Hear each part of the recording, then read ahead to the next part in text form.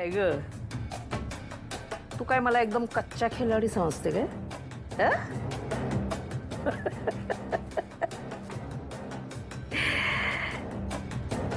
अगं बाई, दुधाने तोंड भाजलं ना की माणूस ताक सुद्धा असं फुंकून फुंकून पितो. हिला गमावण्याची रिस्क मी नाही घेणार. काही झालं तरी ही माझ्या हातातनं सुटता कामा नये, कारण ही म्हणजे माझ्या हातातलं एक प्याद आहे, प्याद, महत्वाचं प्याद. आणि तिला मला असं सोडून नाही देता येणार. त्यामुळे तिला जपण्यासाठी मला वाटेल ते करावं लागेल, तर मी ते करेन. आणि ह्या गोष्टीची मला कल्पना होती, म्हणून तर मी हा असा असा सापळा रचला होता. कामिनीचा डाव आहे ग.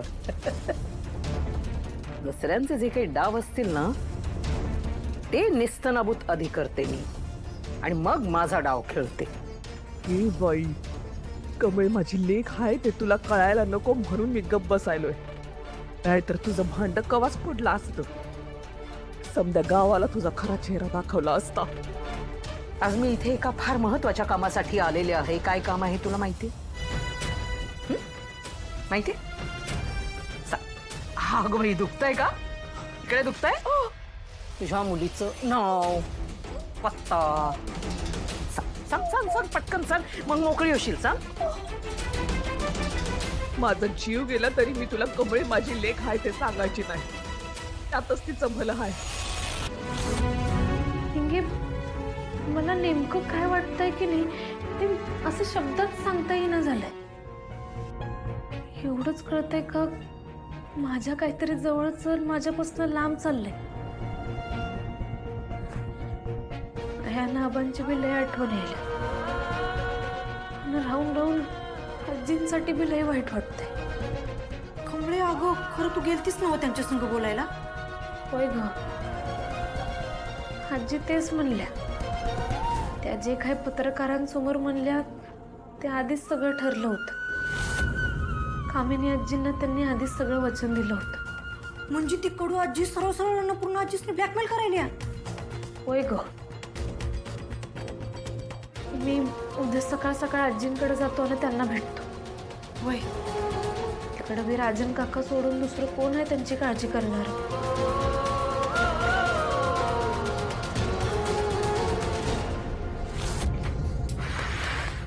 हात पण फार शिवशिवत आहेत माझे. काय आळीमळी गुपछळी आहे का? कसं तोंड उघडायचं मलाही माहिती आहे.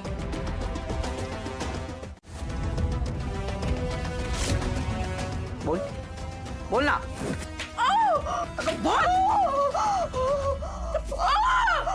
बोल बोल बोल बोल.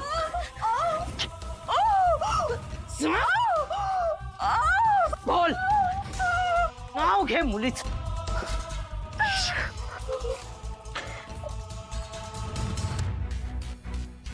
आई ग,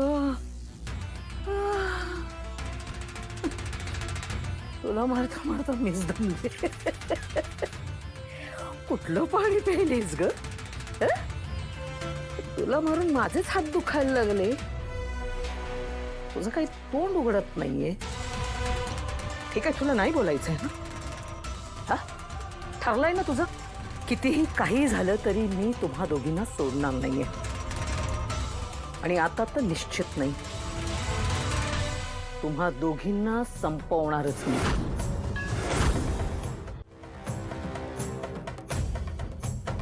ऐकतेस?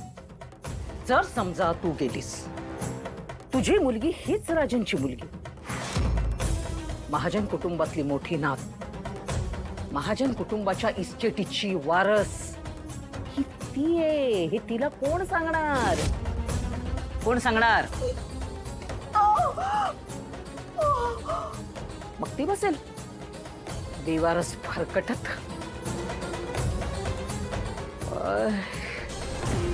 असं तोंड उघडू तुझं कसं तुझ्या पण डोक्यात शिरत नाहीये. ह्या मेंदूत तुझ्या काहीतरी शिरायला पाहिजे. ते काय करू?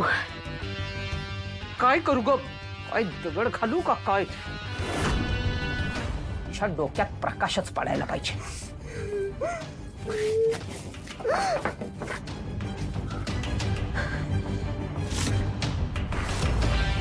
कसं डोकं चालायला लागेल तुझं.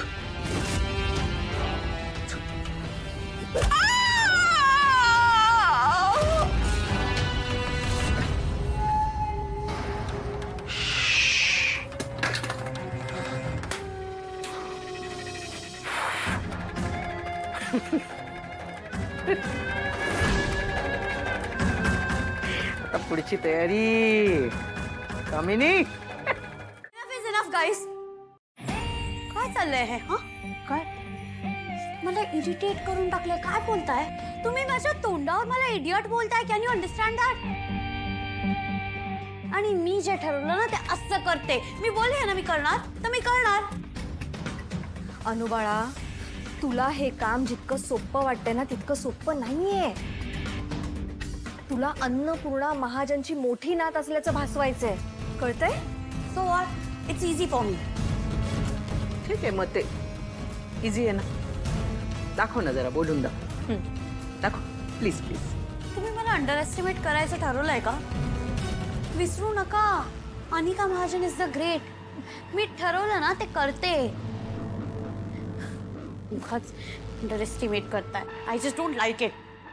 नाही ग, हे असं काही मी करत नव्हते. ही तुझी आई, ती उगीच म्हणत होती की हे हिला जमेल की नाही वगैरे. म्हणजे समजा तुला काही जमणार नसेल तर दुसऱ्या कोणाला तरी मला सांगता आलं असतं म्हणून म्हणत होते. ही क्षमा. आई, सरडा पण एवढ्या लवकर रंग नाही बदलत ग. तू पटकन चेंज होतेस अशी. तू स्वतःच म्हणालीस ना की आपल्याकडे ऑप्शन नाहीये म्हणून हिला सांगायचंय. विसरलीस? रागिणी, गप्प बस. सांगितलं ना तुला मी, ती करते ना ती. करू देत तिला मग. हा, तू करशील बा. अंडर एस्टिमेट करतात ना? नाही करा. You are open for that. But I will also prove it to you. Give me some time. करेल.